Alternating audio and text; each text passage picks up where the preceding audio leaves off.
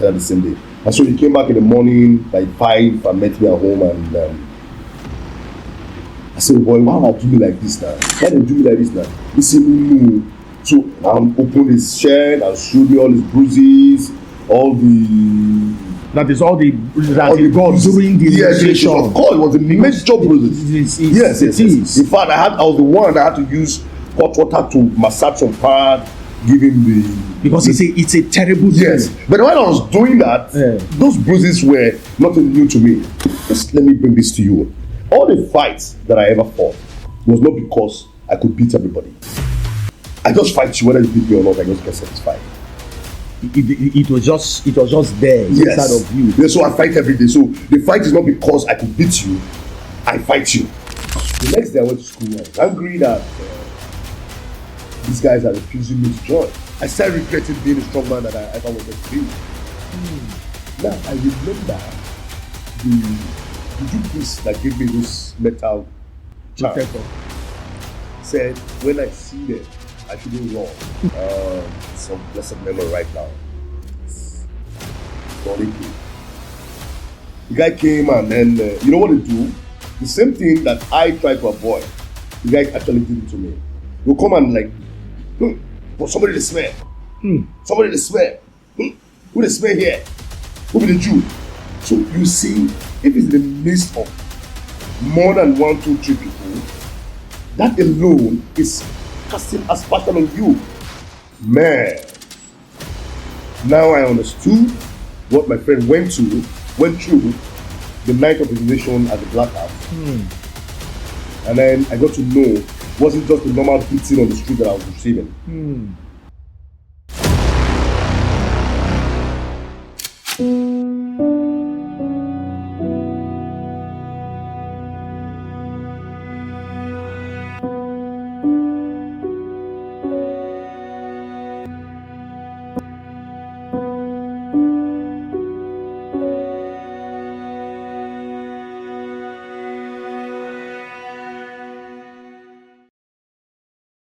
Escaped as a bird from the snare of the fowler. The snare is broken and we are escaped. Our help is in the name of the Lord. We want to welcome you to this edition of this podcast edition. Cultism has eaten deep into the fiber of our society. Cultism has destroyed a lot of destinies. Cultism has encaged the destiny and the lives of so many young people in our society. In this society where we belong to, it is called confraternity. In the Western world, it is called gangsterism. All these, they are all demonic forces. They are forces that the enemy has sent out into the world to truncate the destiny of so many people. God has delivered us from that snare. God has helped us. God has helped people like me and our guest who is in the house today from that snare. We have a free soul in the house, and he's going to be telling us his captivating experience, his experience on how God delivered him from that snare, the snare of cultism. God delivered him miraculously. In fact, he didn't just only play campus cultism, he also played street cult. He will tell us his story, how his mother literally sneaked him out of the town where he belonged when they were looking for his death. Let me not say much. We're going to hear from him. He's a very good friend. He's a brother. We have known each other for a very long time. And his story has been encouraging. His story has helped so many young people. He has not only, ministered on shows like this. He has gone to different schools. He has gone to different churches. He has gone to different organizations telling people of his story. He's not just a man of God. He's also a businessman. And God has also blessed him tremendously. This was a man that the devil almost destroyed his life. But how did he get out? We're going to hear from him. I want to welcome our free soul, our guest tonight, this day. His name is Martins Ameh. Martins, you are welcome. Please, I want to greatly thank you for giving us time despite your very tight and busy schedule to come to talk. I know Why you came is because of the passion that you have. This is what you have been doing for years. I've known you for several years. So no matter anything, you are ready to, you are ready to schedule your time to do things like this. Perfect. Because God has really helped you, and you are using your story to, help people. Now, let's go straight to the point. I need you to tell us right now, and I also want you to understand that is your camera. So you are going to look at the people there. They are looking at you, they are watching you, and they want to hear from you. Now, you're going to tell us your background, how you started from your background, and how you got into court as we, proceed. Please, you have the mic. Thank you, Excellence. Thank you for having me. It's going to be a long one, but I'm going to try to make it as brief as possible. This is one passion that has been burning inside of me, to be able to tell the world the dangers of getting involved in the secret cults per se. Well, I'm from a background with two illiterate parents. Mother and father, illiterate, and then, of course, they had me as the first child. Like the excitement from every parent having a male child as the first, the expectations were high, okay? And then, also, the environment where they gave birth to me also played a very negative impact on me. For those of you who know Makurdi very well, there's this slum they call Wadata. Okay, the Wadata is in Versus per se, but then we lived in the slum of the slum. Just by the waterside where you have to go to the river to pool where you have to and all of that. So there was an environment for survival of the fittest. Okay, I mean a background where at the age of 9, just imagine my son at the age of 9 should be pushing wheelbarrow. You know what that means? So survive. So survive. You understand me? To be able to make ends meet and then live the kind of childhood life you want to live. And all of that is just because of even though my father didn't like it, I had some level of support from my mother to be able to do it.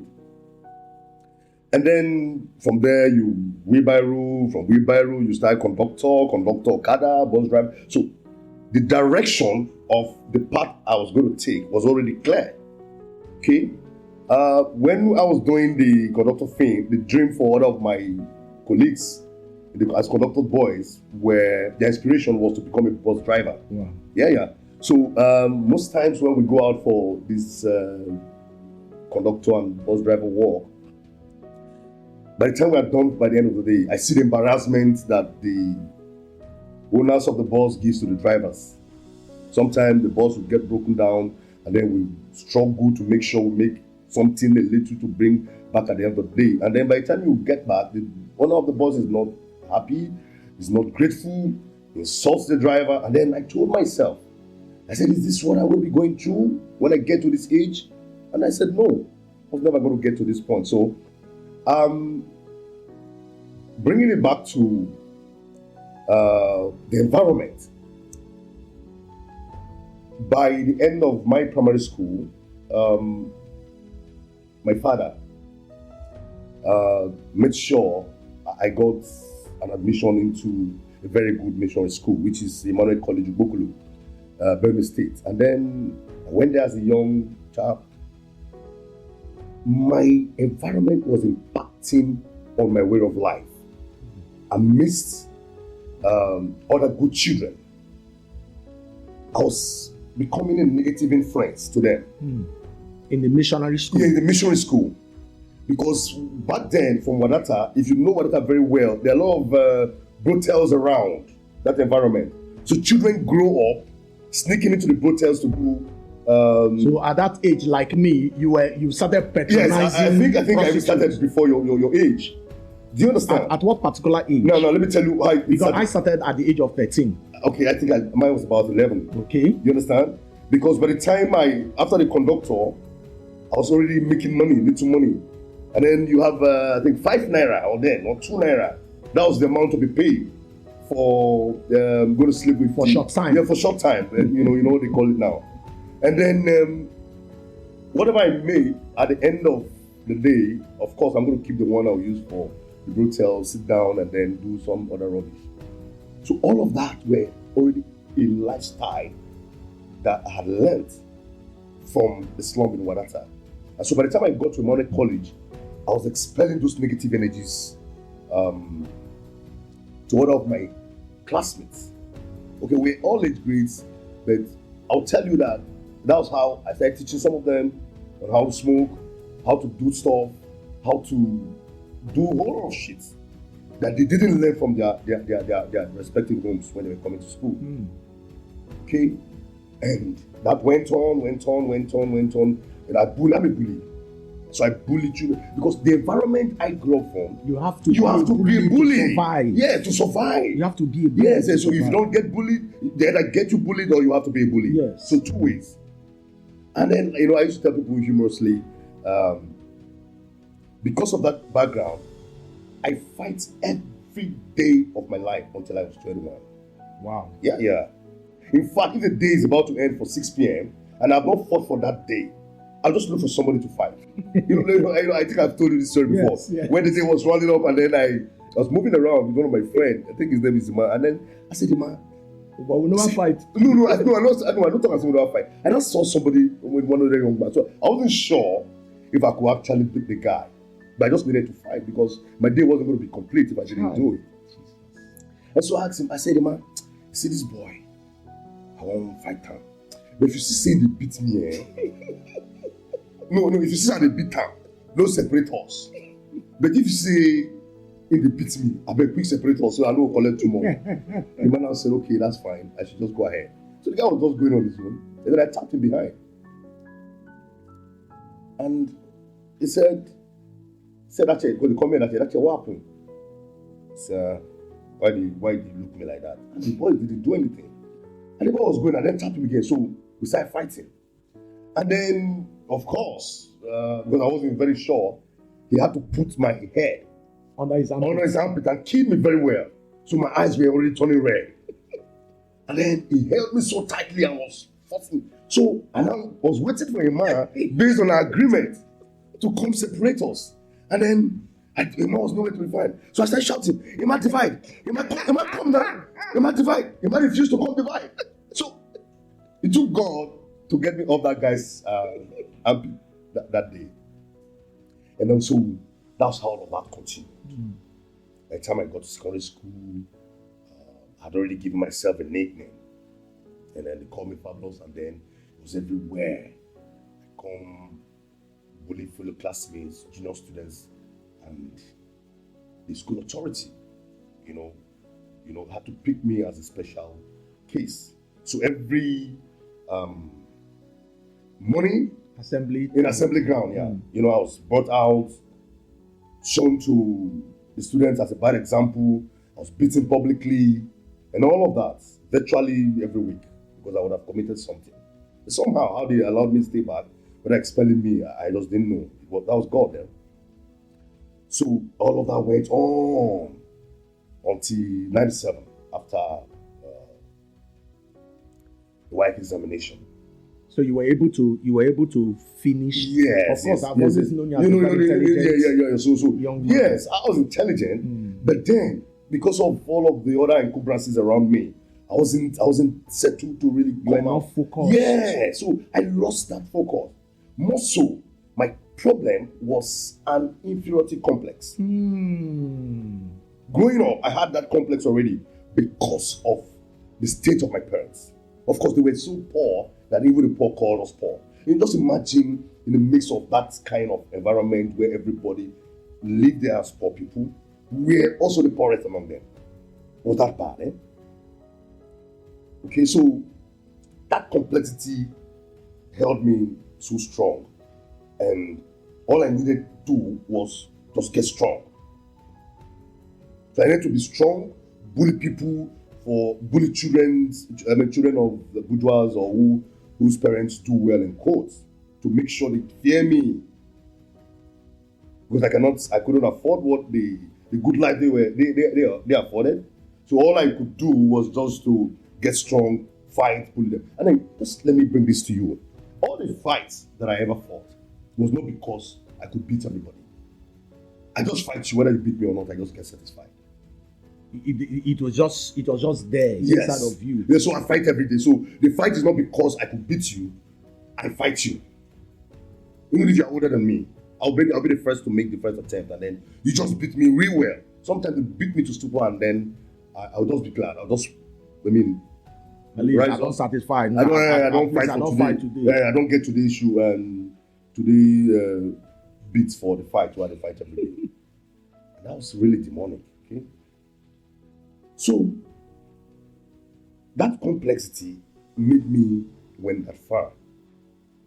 And so I couldn't wait to get out of the secondary school back then in the 90s, before the pre-qualification to being then the street court thing hadn't come up pretty well. Yes. The pre-qualification is that you must be in school, either the college of education. Yes. You can't get in as a secondary school. You either be in another graduate in a tertiary institution. The list was the college of education. Yes, for the fraternities we went to. We have those in college of education, polytechnic, university, and all of that. So I went to the polytechnic. So 98, the first thing I ever wanted to do was just to get to school and be a cultist. Because as at then, in that same time, some older folks who were older than us had gone into school, somewhere in Simple Technique, Benue, somewhere in Ida, somewhere in Unijos, and then Benue. So the aim thing was that you just go to school and be one of the cults members. Either you BAM or whatever you join, and then you just become one. And then you come back during holidays and then you do the fanboy thing. And then they were the most liked for babes. Yeah, they had all the girlfriends, street parties. You see them come up press. The snooker balls, the snooker team was just being introduced back then in Nigeria in that I think early 90s to late 90s and all of that. So the snooker joints was where the bad boys usually gather. That's where you see all the stuff happen, and then you see oppressions there in the board. So for me, I wouldn't want anybody to come intimidate or oppress me. So the first thing was to just go join the cult by the time I get to school. In fact, it was more priority for me than even getting a degree. Okay? And then I was so desperate about it. So go to school. And then for information, it was my conductor money that I saved to buy form. Wow. Because your parents are... No, my father couldn't afford me all of the luxury or getting a form and all of that. In fact, all he did was, he sold his 14 inches black and white television to pay my fee. To register you for work. That's the best he could do. And then it was fine. So when it was time for me to go to further, it was no more than all that. So I was able to gather that little from the conductor. And then I bought the form to get to the polytechnic. Just hold on. So your driving force then was not actually because you want to be learned. I want a better life. My driving force was, I just needed to belong. You just needed to belong. Yes. Because that is the only criteria for you to belong. And then avoid oppression and intimidation. And one of the things also that led you to it is inferiority complex. That's it. Because I've also talked about that in one of my videos when I was talking about the reasons why a lot of people join cult. And one of the reasons that I mentioned was inferiority complex. Correct. A lot of people join cult because of their complexity, inferiority complex. Yeah. And I keep saying that you don't need to belong to become. Exactly. So that's what people don't know. So when you now when you now finally got admission into the polytechnic now, so now your journey now into cult. So first of all, when I got admission into the polytechnic, there was this particular course that were more dominant in my Wadata. And that was the black hats. There were more of them. Okay, there were more of them all around, everybody that comes. So it was like a group thing. As you are going, you just know because the predominant cult that you cannot join any other cult. As long as you're in Wadada. So you have cannot to be join, you must be black as you understand? Exactly. So by the time I got to school, mine was to be the black hats. So I could come and then fraternize with them and then just get involved in the big boys. In the so-called big boys, exactly. So-called big boys forum there.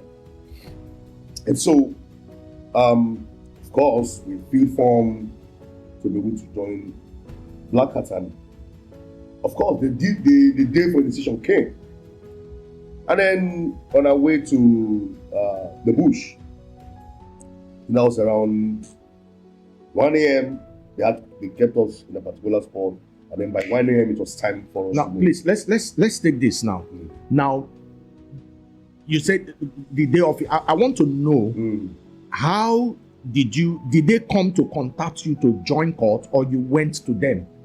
Because in my own case, I was the one I was looking. No. I looked for them. Like I told you, for them. I needed to be, so I needed to look for anybody that would get me involved. Okay.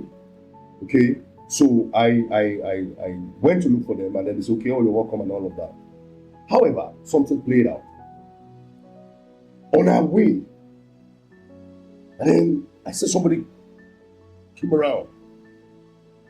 Those of us who were blindfolded and tied on the path to the bush, somebody came and started saying, "Where's Fabulous? Where's Fabulous? Where's Fabulous? Where's that?" And then I was asking after me. And the next thing I didn't even know, the person tapped me and then asked me to go back. About that time, this time now is close to 2 a.m. And I was, why? What happened? He said, just go back. I told him, you don't need me, I should go back. So I think I remembered I left, and then there's this mosque. And when I came out from the bush, there's this mosque by the school gate or school area. I had to sleep by the mosque till the morning hours. So you didn't follow them to the station ground? They all left. One of my roommates was part of those who were going to get involved together the same day. And so he came back in the morning by 5 and met me at home, and I said, boy, why would I do me like this now? Why they do me like this now? He said, no. So I opened his shirt and showed me all his bruises, all the... That is all the he got during the yes, of course, it was the major bruises. Yes. In fact, I was the one that had to use hot water to massage some part, give him the... Because it's a terrible thing. Yes, but when I was doing that, those bruises were nothing new to me. Those beating, for me, I was strong enough to take any beating. Remember I told you, growing up, beating me was normal. Okay? Yes. So beating me was normal. So I wasn't at that beating in the bush for initiation, for me, wasn't going to be any problem. But then I had to help him massage and then all of that until we just had to get him well. Okay. So when they now asked you to go back, that's your friend, the wound, he sustained that wound during initiation. Of course. They give you machete drills. They use machetes, the back of the machetes, and they use it to flog you real well. Sometimes it could be 50 machete drills, it could be 100 machete drills. If you have somebody who doesn't like you before you got there, that's the only time he can pay back, can hit you real well. Because after that moment, you guys will definitely become friends and brothers. So that's the only time he can give you that machete for whatever misgivings he's got about you before then. But during initiation, some people die during... Of course, I'm coming there. I've coming there. I've had friends who almost gave up. Some died back then. All of that. So we now treated him. Rather. God took care of him, and then he got better, and then we went on. Okay? So the next day I went to school. I was angry that these guys are refusing me to join. So I sat, of course, in the joint. Then the joint used to be inside the campus. So we had common Leo Garden, Love Garden, and all of that. There's this guy who used to be very naughty. It's of blessed memory right now. It's called AK. The guy came, and then, you know what they do? The same thing that I tried to avoid, the guy actually did it to me. He'll come and but somebody to swear. Somebody to swear. Who the swear here? Who be the Jew? So you see, if it's in the midst of more than 1, 2, 3 people, that alone is casting aspersion on you. They will make you feel like, man, you're not worth anything. They drop your self-esteem, it brings you down. So it becomes a low self-esteem thing. You will see you being rejected, perhaps, by the same, in quote, big boys, friends that should respect you ordinarily. And the girls, of course, will say, oh, this one will be strong man. And you don't even need all of that. So the guy did that. And he said, do the smear here. Do the smear here. About sheep. And then he came, took my bottle of beer and poured it. Because I was a Jew man. But trust me. Please, can you explain? Some people does not know what a Jew man is. No, a Jew man is somebody who is not a member of any cult. And if you ask me, it's better to be a Jew. I tell you. Do you understand? Yes. It's safer to be a Jew. Because the day you join the cult, you sold your freedom. It doesn't matter what group you join. And that's what we didn't know. And I said, what? This guy called me Jew? I didn't even know. I didn't care how many of them were there. The same bottle of beer I broke on the wall, and I followed him to stab him with it. I'm naturally stubborn. Naturally, I'm stubborn. For those of you who know my story, and even up till now, does that Christ difference right now. So I followed him up with the bottle of beer to stab him, and then he ran very fast. So I didn't know some other group of cult guys who were rusticated from the east. Some of them from Esud, IMT, and all of that. So they came to Bukuru as a hideout to go to get that degree. So they sat together and then were drinking and saw all the drama that played out. And they were wondering, because the AK was a big name and was a strong guy. And I was wondering, who is this young man that has this kind of gods to confront this guy. And then when I came back, started panting, got another bottle and I was drinking, and then they called me. I didn't have a friend, so I needed anybody to just make me belong to that group. So I didn't even know what they were. Sat down and then they bought me more drinks. They didn't even tell me anything. Bought me more drinks. What happened? I was not explaining. It's okay, don't mind it. Don't worry. I'm fine. Just sit with us. Let's be friends. So you see, that is how we call it tapping. Yeah. That is how you are being tapped. Okay, to get involved in a company, in the campus. You first come with a hand of love. This guy showed me so much love that I have not seen for him. I have never seen apart from my parents. The street love he showed me. So, took a stroll to their house. Their girlfriends came. They made food for us. I stayed there till evening. Wow. More drinks, more fun, and all of that. So for me, I felt at home. I said, wow, these are the kind of guys that I actually want to be friends with.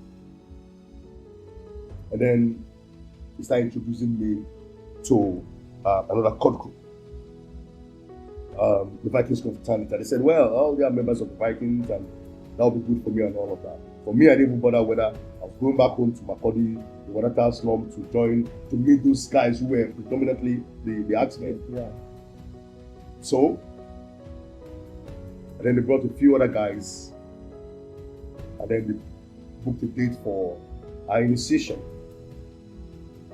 And so, became friends and all of that. And so, the other rival groups knows these other guys from Esut and as Bagas. Yes, Vicky guys. The Vicky guys.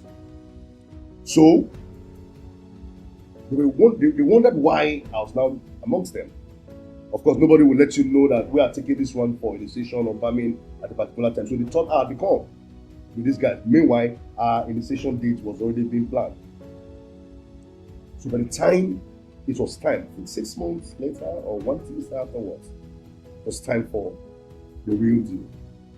So they brought in some externals, all from the east.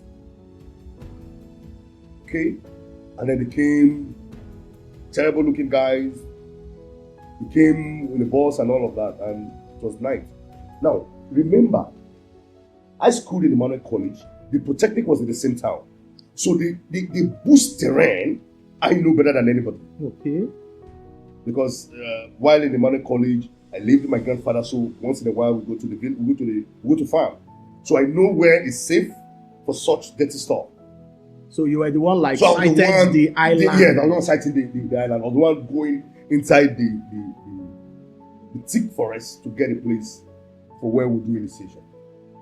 Then you have not been initiated. They now told me that our initiation was coming up, that I should look for somewhere in the bush. To let you know that my body and spirit is already there. They are there already. So I needed to just make it happen. So I went to somewhere very far, the thick bush, and then got a place for us. In the night, even though I was to be initiated, they had to allow me. I was blindfolded amongst the remaining of them. They had to allow me because I needed to take them to where I got the place ready. So it was me that even got the place, the ground, where we have to do the initiation that particular day. And so I led them with the torchlight, my forehead, tied, and then we got to the place and I said, "This is it," and then they asked. And then at that point, I was now blindfolded. Went to do a pre-meeting before they came and all of that. Man, now I understood what my friend went through the night of his nation as a black hat. And then I got to know, wasn't just the normal beating on the street that I was receiving. They would use a stick of cigarette with light, press it on your back. It will put a permanent scar there. And then they use a gin to soften it. So you get that gin like a cooling system, and then you got the fire on the cigarettes at your back. You go through all of that excruciating pain. You just sit down, drink, and then they come back on you. And you know what it means when somebody's under the influence of alcohol and drugs? If that person uses that strength to come on you, if you're not strong enough and if God doesn't help you, the person passes on there. That night, were you the only person? No, we're 6 of us. And let me tell you, they would tell you, in fact, they told me that it was a form of picnic, that if you go to picnic, the dress you use from the house to the picnic, you don't use your swimming trunk or rather whatever you're going to use at the picnic to go, from the house to the picnic. So, they made us wear our best clothes. Now, so you were not aware of what you were going to. Completely no. All I knew that you were going for initiation. Yes, I knew I was going for. But you didn't know the regiments. I didn't know. And the rigors. Yeah, the rigors. Yes. What I was going to go through, I didn't know. So they made us wear our best clothes, best shoes, and all of that. Some had Sanchos, some had solid moccasin. Those shoes were very expensive back then. Okay, so we went there and then, my brother, let me tell you something. They looted everything. By the morning, when they started, after the initiation, and they started welcoming us into the fold, and all of that, these same guys that came from the east, by the time we got back home, just to see if we could get our things and our shoes, because some of us had just one, and that's where we went to school and all of that. They have moved everything with load of bags. Hold on first. Let me tell you my own experience. You know, the guy that I approached, my roommate, when he gave me the form to fill, because he liked me so much, he told me. Okay. Yes. So you're lucky then. Yes. So I was already aware. Though I didn't know how it was going to, but he told me. He said, make sure that you don't wear any expensive thing. Oh. Don't wear expensive belts. Don't wear expensive shoe. Ensure that you come on black. Wow. Don't wear wristwatch. Don't wear. Wow. So I had that, but a lot of people. We're that lucky then. A lot of people and nobody told them. Yeah. Nobody told them. I mentioned that in one of my videos. And then the shoe, funny enough, the shoe they took from me, but I needed to look good, was a moccasin of my friend who is a Jew man, and then who was a younger brother of an axeman, a dreaded axeman. But because we grew up in the same area, was my roommate at that first year, who was opportune not to ever join. His dreaded axe brother told him never to join. And the same guy that actually took me as a younger brother not to allow me join. Okay, it was the same guy. Yeah, so because I was his brother's roommate, he felt that it's no protection for me. What do I need all of that for? So you had the opportunity. Yeah, so it was him that sent the signal to get me off that track. Now, you know why? Because he's there already. Yeah. He knows the danger. Correct. There's no way he can come out. So he wouldn't want to allow anybody that he loves to get into that same thing. Exactly. That was why he was doing you good. I didn't know. You didn't know. You just thought that he was trying to deprive you from... I'll be the fine boy. Yes. Yeah. That okay, you don't be fine boy. Now you know what make I be fine boy. Exactly. But he was trying to prevent you from being that. Yeah. Wow. So it was that his younger brother's shoe that they looted from the ground. Then that became an issue. By the time I got back in the morning looking haggard, and the guy was like, "What's wrong with you? You dressed very well from the house, and you took my shoe. Where are they?" and all of that.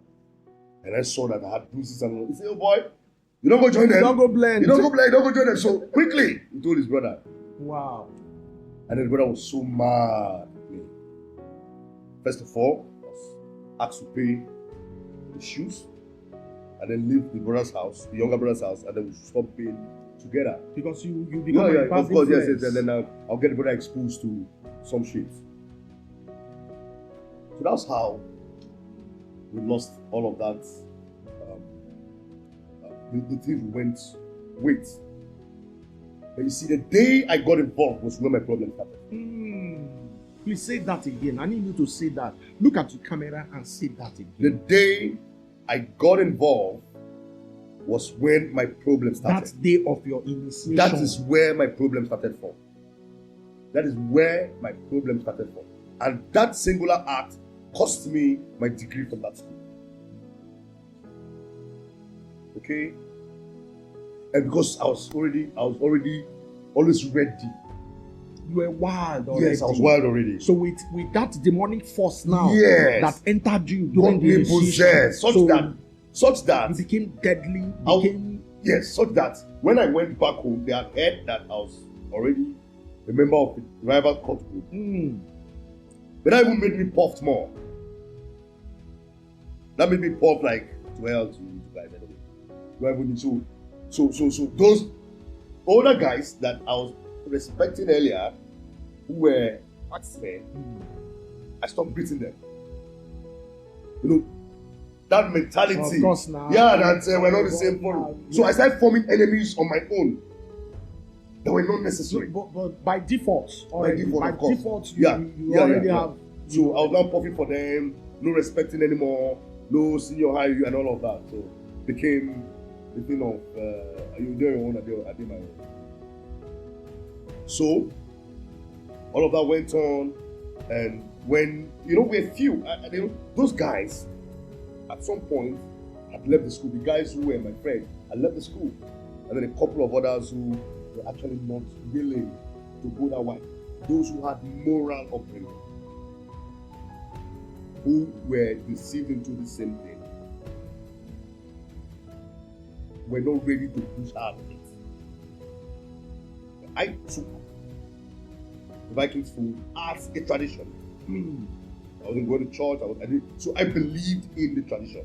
So that became like a religious thing for me. So I needed to allow it. I needed to allow it work. I had to make it work. So others were scared. Others were just like not really pushing and all of that. So a couple of issues happened. Now those who were not very ready, what I do, I will get some of my friends who are axemen to intimidate them in the public place. I will show them. Yes, I intimidate them in the public place. Because they were fine boys, they had good, their parents were good, so they could afford good clothes and all of that. So those axemen who I knew were envious of them, I will instigate them. Your own to yes, because these guys your are own not guys. yet. So they have to intimidate them so that they will run to me. So I'll make them understand that, well, you need this brotherhood. Because number one, now let me tell you something that people don't know. The day you get to school, you either go to Jesus and join the campus fellowship, or you stay neutral,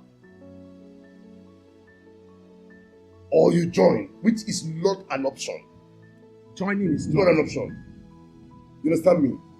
So these guys who are already, but you see, if you want to go to club, if you want to go to party, if you want to go stay where they smoke, if you do everything that these guys do, you will be implicated. So now these guys were not ready anymore. When we now joined, they said,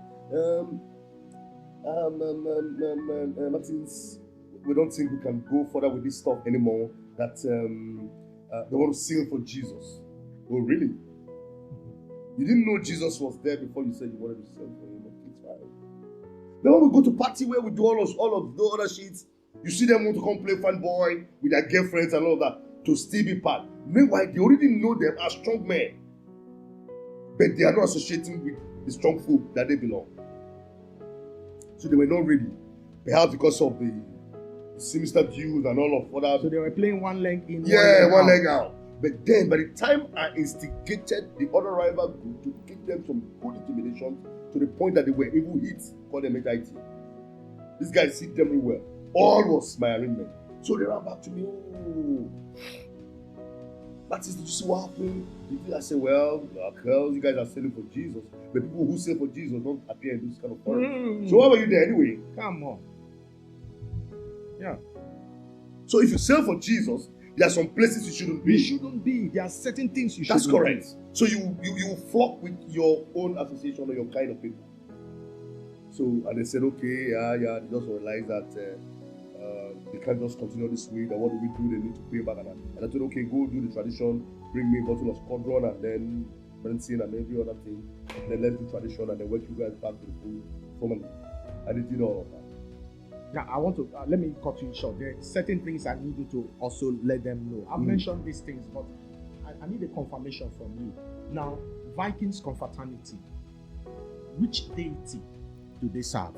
No, the Vikings confraternity serve a deity called Odin. Odin? Yes. Odin, they said, is the one-eye god. That's what they pay allegiance to.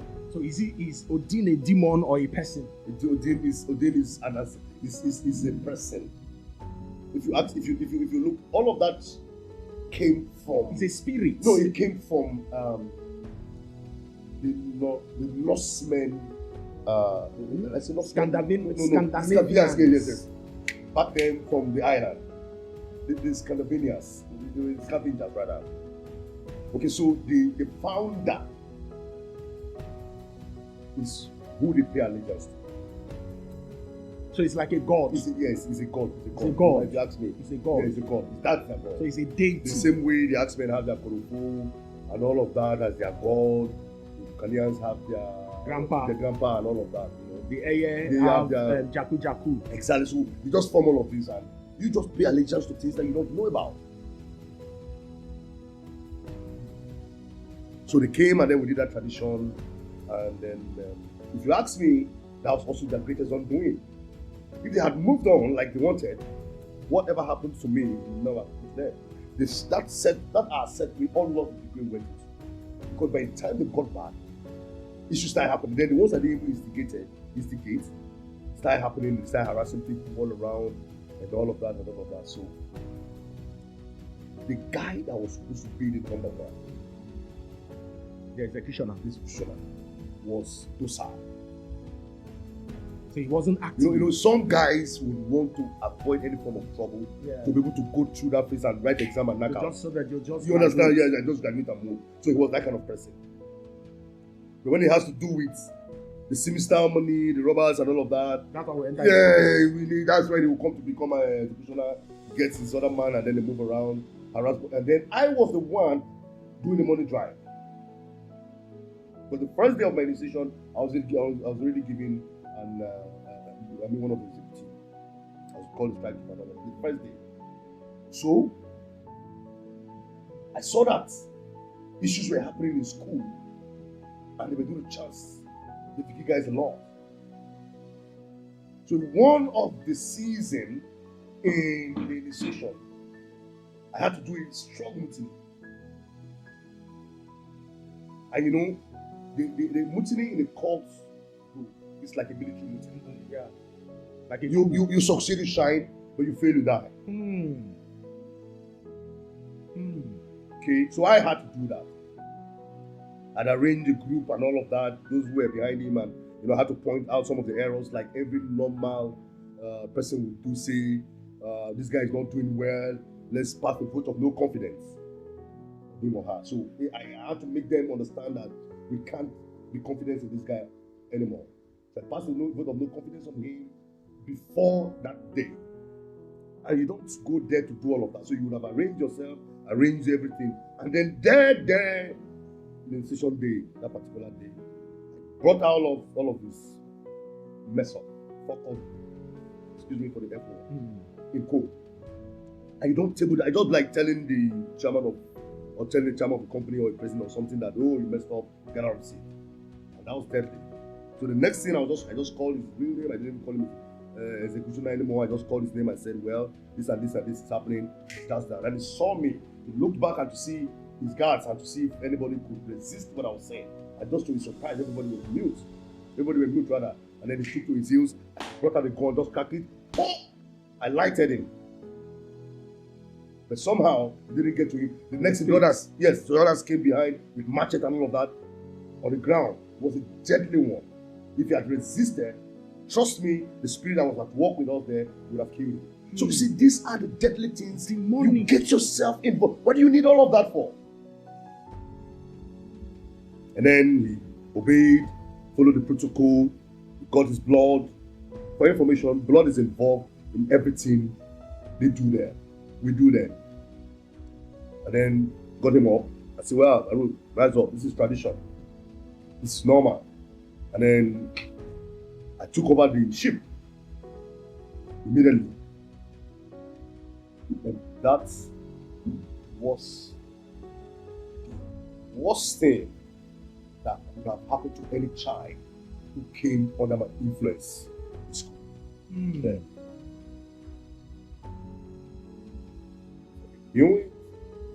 everywhere in school, every day people go to classes, I go around tapping people to just join the fold. I need them because the Axemen were more in numbers. So I needed to match their numbers. So it was a called mission for me.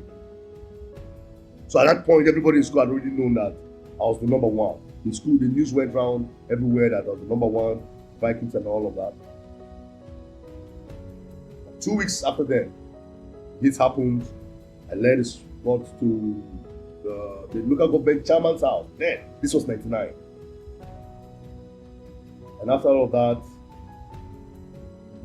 I've just seen a situation where a mob of people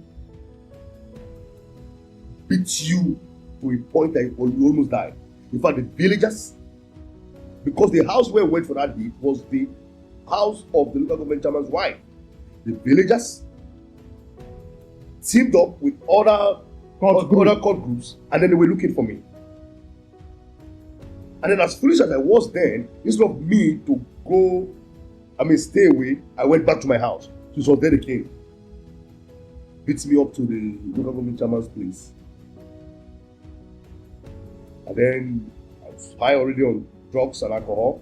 Told him, well, if this is what you want to do to me, but I know your nephews and two of your nephews are setting me up because they are the fellow rival cult. So they asked me to keep quiet. I refused and I was saying, no, man. The next thing he brought the police and then he took me. I was incarcerated for over 2 months. That you were put in cells. Yes, in detention. In detention. Yeah, because I was meant to they took me from one station. Police detention. Yeah, police detention. From one station to another until it took the commissioner of police, Benin State, to release me on bail. Okay, so you see what I put my poor parents into? My mother was a poor petty trader. My father was a poor civil servant who couldn't even write his name. So literally they were able to gather. They were spending around, bribing the police, giving here and all of that to get me out.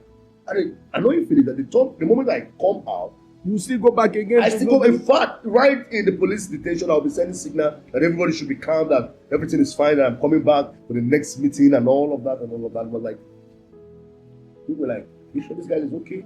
So I was from the detention. I was the one giving them encouragement, like Apostle Paul would do to his disciples when he's in detention, or whoever as well, who have helped him there, will advise and say, oh, you guys say the grace of the Lord Jesus Christ be with you, be calm from the prison, I send you greetings. So I was doing that in that aspect. I was encouraging them from detention. I'll come back, I know that will happen. At some point, other group members of my country there start avoiding me.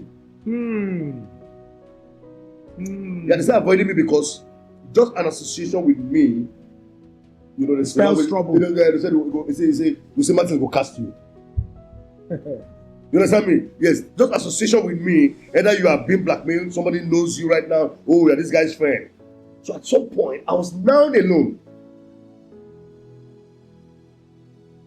So joining a cult was no longer a satisfaction. I started regretting being a strong man that I ever wanted to be. We get to a show where everybody's gathered and then people are trudging to get to the front to be able to get a good position to attend the show. The moment they push to a point, but at that point I was alone, so I was not quiet. They pushed to a point and then some people turned and saw me behind. By the time I would turn again, everybody in that area has cleared off. I didn't like that. So you became a stigma. Yeah, to myself and to the society. Life wasn't making any meaning anymore. So, and then to let you know, all of that will lead you into robbery. A lot of stories that in 2009, you remember we had a program in Macaulay, an anti-cult program in Macaulay in 2009, where we had a daughter of one of the prominent men invited us to his podcast, to our podcast this week. And then I was giving a robbery operation that happened. I was the gang leader, and then that operation was to be on her father. Wow. Oh, you remember? Yes. Damn. Yes. We're supposed to take that robbery operation on her father. And of course, all of the arrangements to be able to take over the fund that was involved and perhaps kill the man if he insisted. You were the one that led that. Yes, I was led that operation. So what if that man had died? The daughter, many years after, would have found me. So you see, these vices that is not necessary for a proper living comes with all of this. You didn't need it. A lot of guys were not opportune to have succeeded to be seated where I'm seated here today. So many of them died. So many of them that are useless to university, to the society. Right Presently. Now. So that brings us now. Let's we have had your story so far because of time now. Yeah. Now you have given us a journey into cultism now. Now your journey out. How did your journey out? Because I your story of how you left. Yeah. So I need you to just tell us and how you started your journey out. Okay. Because right now you have already. It's so much I cannot I'm just trying to compress to make sure I'm brief about it. Okay, so my journey out is just a divine arrangement. Like the Bible will say in Romans chapter 8, verse 29. It says, for who he did foreknow, he predestined.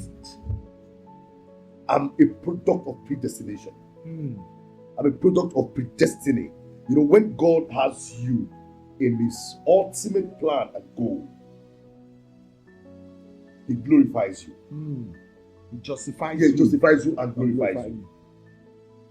So, of course, after school, so for information, every semester I was being either during exams, I will not write the exam, and then I'll fill out, come back, process admission again, and all of that. So for those 3 years I was there, I just came out with I was waste, of course. No admission, no certificate. No, nothing. And I was good.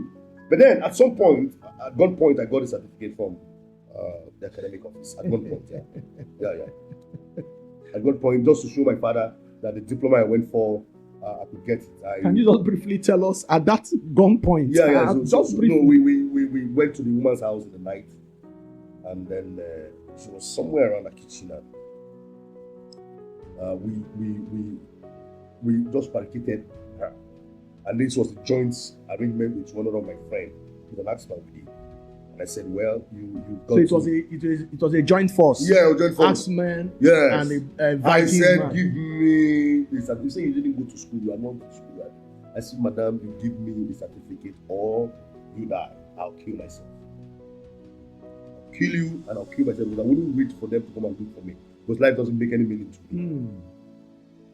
Of course, the woman drafted something and gave me as my diploma certificate, just to show my father to see me.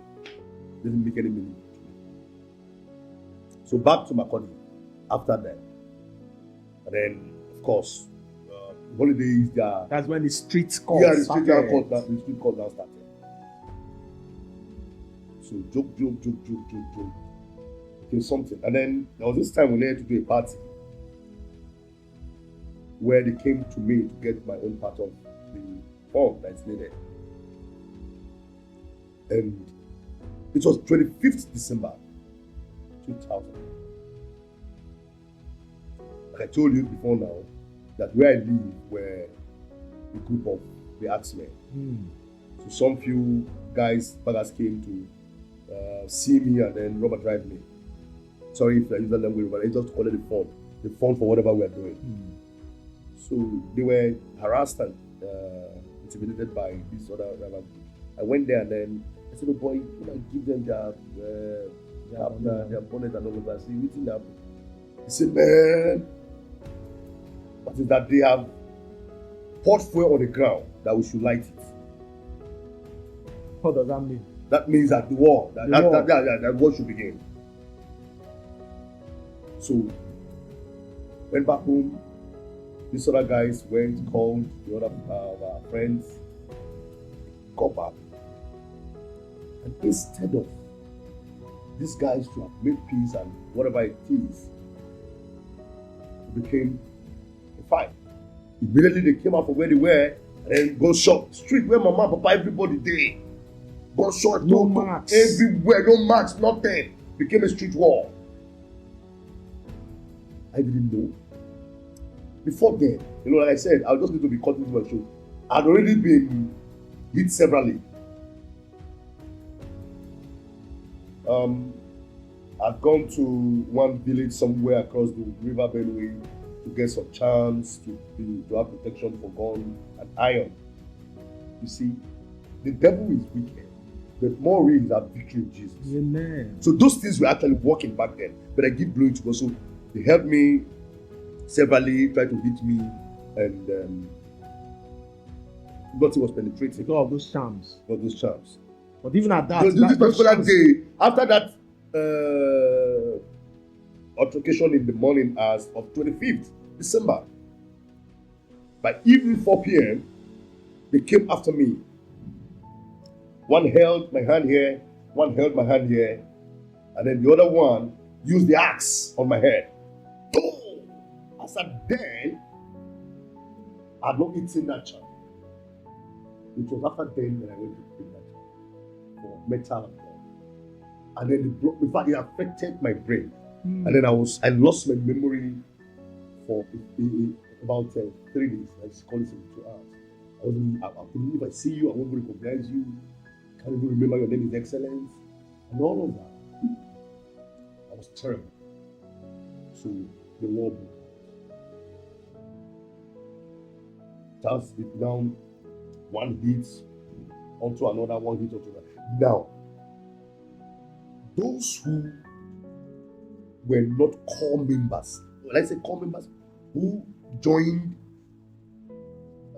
ignorantly, me, I wasn't ignorant about it. But those who they talked into becoming. Yes, some they coerce them. Yes. Some they deceive them. Or they see them sit with the rival group, see them sit with these other guys. Yes. And then they thought you are a member. That is your association now. And then, you are not actually a member of that club, but because you associate. Some are members, but were not active members. Yes. Some were just associated with them. They all died. Hi. That is the one sitting on the fence. Yeah. Or sleeping on the back. Yeah. So they look for the vulnerable ones. The vulnerable ones. So for those of us who knew that were in front in front of the wall, we're more careful. So if you look at it very well, those who were in real front of the wall didn't die much, except you run out of work because you're always watching your back. But those who were vulnerable and didn't know how to play the game very well were the ones that were killing. I remember a particular case vividly, where this particular time he came to our house. My father didn't know what was going on, and then they said, "Good day, sir." My father was sitting, in front of him, and they said that they came to look for that chair. About two of them came. That school is opening next week, and they need to talk to that chair about a few things and all that. My father didn't ignorantly. I said, "Okay, somebody should call that chair for him." And then when they said that chair, when they called you, I opened the curtain immediately, and I saw those men, and I knew they were not people I could recognize. I don't know them from anywhere. So I went back behind the fence, and I saw over 50 axemen, even the ones I knew. The plan was that this one will I know, the moment I come out, right in front of my father, they will bring you down. I know young men that they killed in front of their parents. I've talked about that. So can you imagine the trauma, the emotional pain that your parents will go through, the harrowing experience your parents and your siblings will go through the rest of their life. They will see you drop dead in front of them. The trauma, the pains, the emotional pains that you allow your family to go through because of these things. Exactly. It doesn't pay at all. It doesn't pay. So why will you put yourself and your family into all that? Okay, at this level where I have children who are teenagers, would it be nice and proper I see of my child become a cultist? And that's why I'm here doing this. We did this out of ignorance, and then how long shall we keep quiet and see our young ones go into these institutions and get involved in the same thing that claim their lives? Yes, that destroy their lives and claim the lives of those who didn't make it over time. So I saw them, and then my mother is as tough as anything there. And I went back and said, Mama. My mother knows I'm a cultist, so he knows the different colors. He knows my color is red and black, and he knows my rivals group are the white and black. So I said, Mama. I spoke in my language. I said, it's the black and white people they're looking for. My mother tied a head tie around her waist, and they came out shouting, Tifo. That's how they took off. That was the saving grace that day. And so got to the point where it became shooting, killing, shooting. They started counting numbers. People were dropping by numbers. So they killed one of their national man, like a henchman. For security reasons, I would not need to call them anymore. But those who know the story knows this period I'm talking about in Makori, late 2001 to 2002. And then to make up for that sort of caliber of person, someone like me needs to go. Someone they need to take revenge. You know there's what they call 10 to 1. Yes. There's one man that you drop that will drop. It's just like bringing the commander. Yes, down. equal to 10. Equal to 10. You can drop 10, that doesn't make any meaning. But one man can shake everywhere. So they teamed up. And then we're coming after me. Somebody rushed. This time there were no GSM. Not like today where you have phone and then you can communicate. Somebody ran from uptown. Morning. Martins, rush. They are coming for you. The Axemen are coming for you.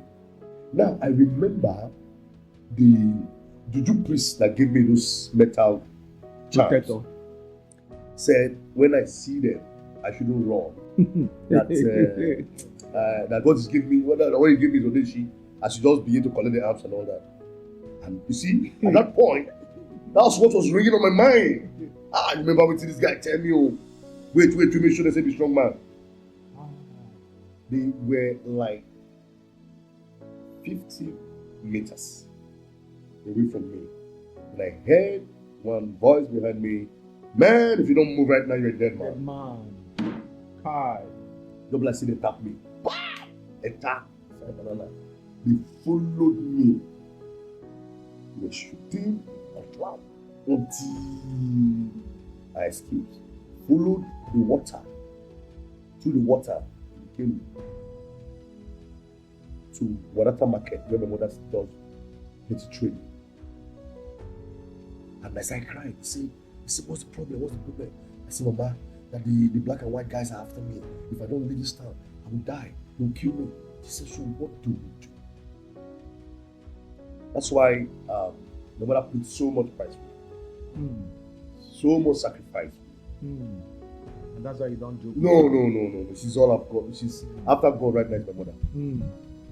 So she said, so what do we do? I said, no. And she said, this is our uncle in Aba that if I don't even know anywhere. I said, I don't even know Aba, I don't know anywhere. I didn't even know where to go. But the moment she now said, what do we do? I said, no, give me 1,000. My mother gave me just 1,000 naira. And then I bought waterproof bag. Can't remember. Then I go to Urukuramba. Urukuramba is a T junction. South, north, east, and west kind of. So where will you go from here? Yeah, where do I go from there? I got there. You're at a cross point. Yes, everybody was being, the city was already in turbulence. Everybody was running and everybody needed to leave. So I got there and then I didn't know where to start from. The first thing I heard was Onitsha. And then I entered. Just to even leave the circulation. Just leave that environment. So a bus that was to travel by the 9, nearest bus. but by 6, I don't check in. So let me go sit inside bus. Till 9 when the bus moved from Makodi to Onitsha. By 5 a.m. or so we got to Onitsha. Didn't know anywhere. So he let me know to move to the bus. I asked where I'll get on the bus. They showed me. I didn't know anywhere. I don't have a phone number. So I started asking for a leader person who could lead me anywhere. So all through that day, I didn't sleep. So I slept in the filling station. The next day, I continued my journey until I saw one in the mama who I called my uncle's name. And I said, okay, your uncle is somewhere around. So he took me there. Of course, I didn't even meet the uncle. And then he said he was sick. He was in the hospital. It's okay, I thought he would just come back and then I've never met him in my life. Children too, that's the first time I was ever meeting them. About 3 days after, they said he was dead. So he died, and then from the hospital, his corpse to the village. So I didn't even see him. So what next? I just stood one day at Port Harcourt Road, I think 279 Port Harcourt Road. And then I heard people saying, the conductor shouting, port. So what's that? And I called one of my cousins and said, where did the caution? Where did Port Harcourt caution? He said, I said, Port Harcourt, they hear me. I said, it's okay. But help me small, think like 100 naira. That time, about 50 naira. It was 80 naira, I remember vividly. 50, 70. So yeah, so he gave me, this was 2002 now. He gave me 100 naira. And I just entered the entered the bus to Element Junction. I didn't know nobody. At this point, where do I even start from? I needed God. I can't find God. I needed friends. I can't find friends. Nobody's even talking to me about Jesus. Was that bad, eh? Nobody is talking to you about Jesus. Like whoever is listening to me right now, is an opportunity for you to know that Jesus saves and loves you more than you know. I didn't know. So the first thing I ever did in Port Harcourt was the first element junction. I slept somewhere under the before now. Not now that there's bridge. It used to be a very big one. Yeah. So I looked for. I now started searching. I remember one guy that we lived together in Makodi. He used to be Edward. I just started looking, and then he said he lives in Eleanor. I started looking for everyone around. Blah blah blah. So I got to Eleanor after a night at the Element Junction, and then I started looking for Edward. So finally, they directed me after so many minutes, and then I got to meet Edward. And then Edward was scared because he knows the story. He knows you. Yeah, very well. Okay, so that is what are you doing in Port Harcourt? Why you here? How did you come here? I said, well, I just see make a stroke. I said, no, don't say there's no stroke come on. I beg. This your men, if you find you come here, go ahead say what did that side. I said, well, I just the past. Now Lagos, I think actually go to your place that they come.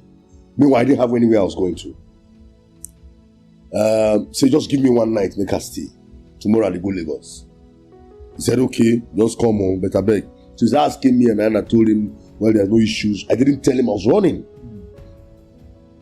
So I passed the night in his place, and then the morning, he too didn't have a job. So what he does is to carry a headpan and then go do the liberal walk. Yes, like we call it Ugwaja. Yes, you understand me?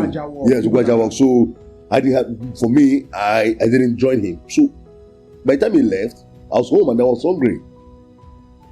I had to go back to the first walk I ever did as a child. Yes, I went to get a wheelbarrow to push block from Element Junction to close to that LL1 bridge, Apajo Bridge before the Odani Road by the Element Express. That distance, that's why I was now pushing wheelbarrow, some couple of blocks and all that. And guy, yeah, so if you ever saw me then, you will know that what's it called? Will I say Nemesis was catching up on me. As social as I was, as well respected in my fold, that's what life reduced me to. I needed to eat. I was tired, like I said. I was running from vices, so there's no reason for me to have go join any bad group here anymore. Because I was virtually tired. So I pushed the wheelbarrow for 2-3 days. I got what I was able to eat and all of that. And then he came back and said, where did you go? I said, I went to push wheelbarrow. He said, wheelbarrow? I said, my brother, what did I go do? So from there, he said, okay, I should follow him the next day to the Gwaja walk. So I started the Gwaja with him. And then that continued for like 9 months. Of course, I didn't have a degree, I didn't have a certificate, there was no trade. So I was even useless to myself. Because of cult. No degree, because of what I did, how I planned my own life. Ignorantly. So at this point, I needed God. Then I remember there's this my girlfriend back then in Makodi. The only time I ever went to church was to follow him by force to Winners Chapel in Makodi then. So I just liked the way they preached then. So I said, let me even take you through to Winners Chapel and see. So you now began to look for Winners? Yes, in Port Harcourt. And it was far from Elelon. There was just one in D-Line. I went there and then it was Pastor Dilibango that was preaching. So he made an altar call and then I gave my life to Christ. Before then, when the war was in Makodi, I was so tired that I needed to run to God. There was nobody to guide me. So I went to church a few times. But this is what happened. I actually went to church to buy time, to be out of circulation from people. I had a 6-round revolver gun on my waist, and then I had the Bible by the newspaper. So I'll fold the Bible in the newspaper on my way to church. So by the time I get to church, there's one Unipetrol those days, and they won't run about. I'll go behind the Unipetrol, remove the gun, and drop it under a stone, cover it. So the guilt of going to the church with a gun, I didn't want it because that was going to hurt me. So I'll drop the gun, carry the Bible, enter the church, and then come out. Yes, then the Makodi, I wasn't born again. This was 99. I'll come out with the Bible. So I have the Bible. For my mentality was I have the Bible as a protection from God. Then I had the gun as a protection for my personal self. So if you come, God is protecting me. If you come, the gun is here to protect me too. So that was my mentality, which was wrong and crazy. So, and this thing I'm telling you, you don't move straight. You must move and be turning like. So for like 3 years, I was like a madman. Yeah, you're afraid of your shadow. If I'm walking past and a vehicle tries to pull over to drop somebody, I run. Nobody's after me. You have lost your freedom. That's correct. Your personality, it's gone. Your self-esteem gone, everything gone, and then you are just even afraid of the life you live. I sleep and I sleep and I perceive. Have you seen the smell of blood? There's this trauma that rolls around my head like blood is spilled all over me everywhere. So, of course, one particular time I was coming from church. I had the Bible one side, and then they were after me. I had to put the gun and start shooting just to escape. So all of that wasn't going to give me the needed salvation until this particular day in Port Harcourt that I went to D-Line. After Pastor Dele Bango's ministration, I was now sober. And I went, accepted did the altar call, accepted Jesus as my Lord and Savior, and my reformation began. Just like the night you were initiated, yes, your problems started. Exactly. It's just like now. The day I gave my life to Jesus, my reformation began. See, Jesus is so faithful and smart than the devil anytime. Because he has a program for you such that until he brings you avail yourself for him to bring you to himself and transform you, his ultimate goal and plan for you never comes true. So Jesus began with me and the transformation began. Some of the vices that I used to do, I just realized that I wasn't smoking again. I just realized I wasn't doing this again. I wasn't going to patronize the hotel. So my mind was getting free. Yes, my mind was getting free. So, and you see, one thing is that you must learn to hide some of your weaknesses and some things that you do that you struggle with. So shortly after that, they now said, Winners Chapel everywhere, 2009. Not shortly passé. Yes, Winners everywhere was 2009. Was 2009. No, sorry, 2003, sorry. Yes, no, so that's shortly after 2022. 2003. So they say Winners everywhere. That's how Pastor Paulson and then the rest of them, they opened a branch in LLO, and Paulson was moved there. Paulson Okbo, he's left the ministry now. He's on his own in the battle. So, then with the brother, we call him Amadi, Clever Chima Israel. So, he became, that go-to person, because as at then, LLO was where I live, and then the church was just close, not too far from me. At that point now, your salvation has started. Yeah. You have given your life to Christ. Yeah. You have started working for God. Yeah. Things have started, all those addictions. Yes, what issues, it's like giving way and all of that. So now you have a stage too. Now, you lost your academics. Yeah. While you were in court. Yeah. Then you protect. Yes. Now, so how did you become what you are today? Yes, that's actually. Yes. So what led? I need you to take. That's actually I'm going to. Yes. You know how far I have come cannot be written or said without mentioning Jesus, how he made it happen. And if I didn't ever accept him, where I am right now would never have been. So I went to Pastor Paulson and I told him, okay, sir, this is where I'm coming from, this is my background and all of that. They gave me a job to be a security man in one security firm. Is it Prudence Guard? I was going to be a guard in one of the oil companies around in Transamadi and all of that. And Pastor Paulson said, no, I should just come and be a security guard in the church. Then I had an option to take 15,000 naira in Prudence Guard. And then I have 5,000 naira to start for church security. And then because of love or passion at that point, so all the enthusiasm, the enthusiasm I had in the court, I converted it. I am an extremist in everything I do. If I want to do bad, I do bad to the extreme. If I want to do good, I do good to the extreme. So that extremism, I brought it to Christianity. So I waived the prudential guard with the 15,000 naira option, and then took the 5,000 naira job as a security guard in the church. And that was the best decision I ever took. That decision transformed everything about me. And then I came under the direct mentorship and tutelage of Pastor Paulson Okbo, who now gave me that spiritual backing. Then Amadi became my friend, who was already born again and had more understanding. So that's how we went on until the fire. And now Pastor Paulson now sent me to the Bible school in Wolfby. I did. And then I got baptized in the Holy Ghost. All of that started changing. Now, as a security man,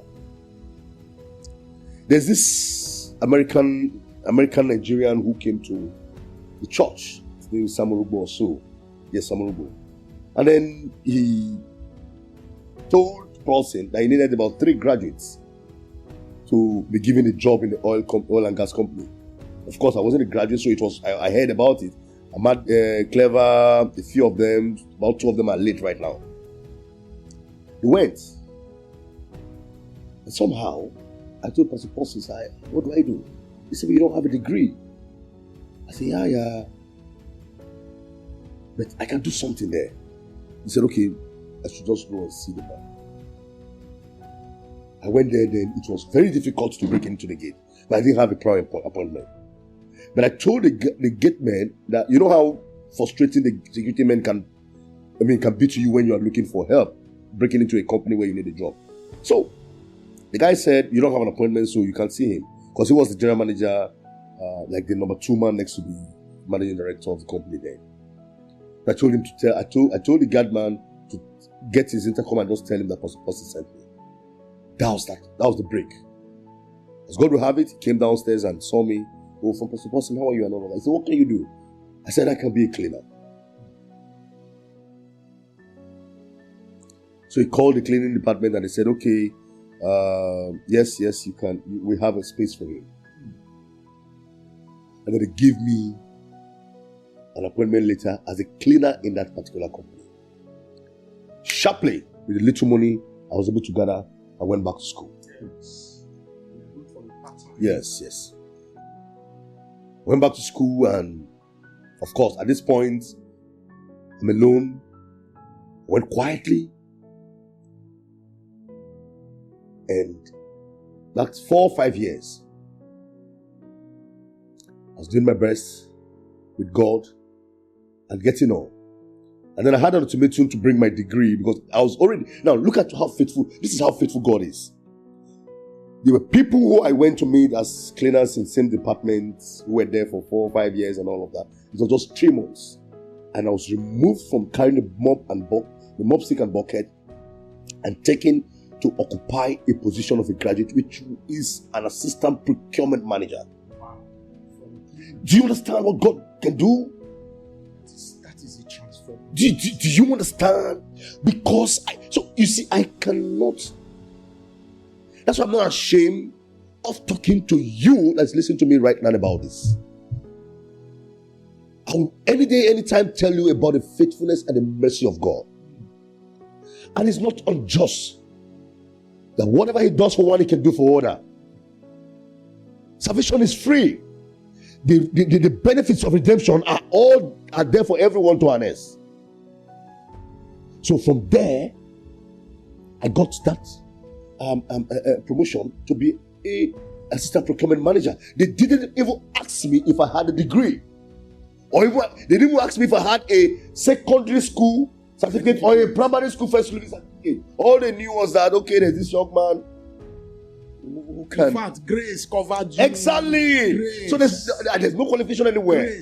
And until I was eating money as a graduate, a salary of a graduate, for 4 years. Until one HR manager came and said, okay, Martins, this office is too big for you. We'll give you the next 6 months. Give us a degree, or we'll remove you. In fact, it was then they said there's nothing. In fact, you don't have a file. That's when they got to know. Yeah, I don't even have a file. Yes, I don't even have a file. Grace. And then I brought my secondary school. Now, because I was already born again, the guilt of using that certificate that I collected on gunpoint, I couldn't submit it. Yes. I couldn't impersonate it. Yes. Because I know it wasn't for me. When I go born again, I bought that stuff I collected at gunpoint. So, I brought my level, and this is 6 months' time. So, as God will have it, I was already defending my project. Wow. By the 6 months, 1 month to the expiration of the time they gave me, I got my degree. And as at then, I was already married. By 2027, I I had gotten married.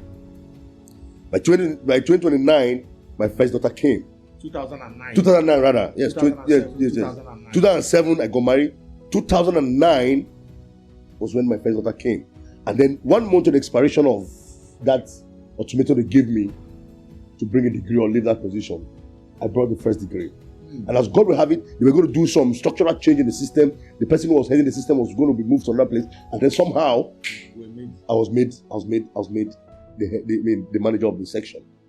And so you left that company as a manager? Yes, I left in 2015. I left the manager. I left the company as a manager and an expert in oil and gas procurement. Today, you are running your own. Today, I have Martins Ameh Oil and Gas. I'm the CEO of Martins Ameh Oil and Gas. I do all oil and gas businesses. God has been faithful. Everything has been wonderful.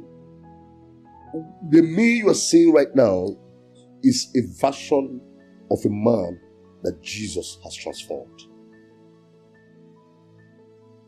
The me you are seeing today is an evidence of the faithfulness of God. We can't just be on air here and then begin to tell you the extent of what God has done. Resource abounds. I can't even say them all. Now, at this point now, because our time is fast spent, at this point, I need you to look at your camera.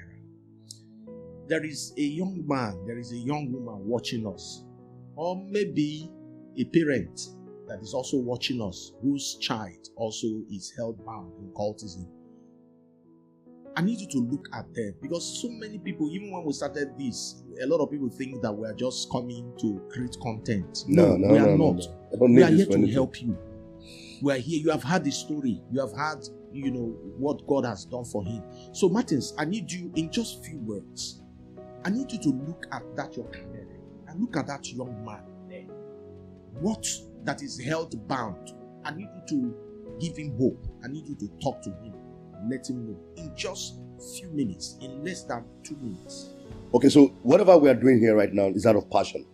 It's just a way of me giving back to the society and letting you know, you that is listening to me, letting you know that you don't need all of this process of life that I went through.